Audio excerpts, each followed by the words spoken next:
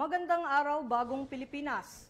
Narito ang Police News Express sa oras na ito. Aktibong lumahok ang PNP sa isinagawang activation ng Interagency Coordinating Cell ng National Disaster Risk Reduction and Management Council na ginanap kanina sa Office of Civil Defense Conference Room sa Camp Aguinaldo, Quezon City.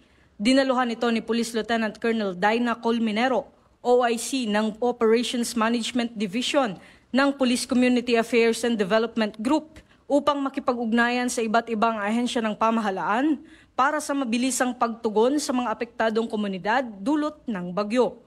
Pinangunahan ni SILG John Vic Remulla ang pagpupulong na dinaluhan ng mga kinatawan mula sa iba't ibang rehiyon at local government units.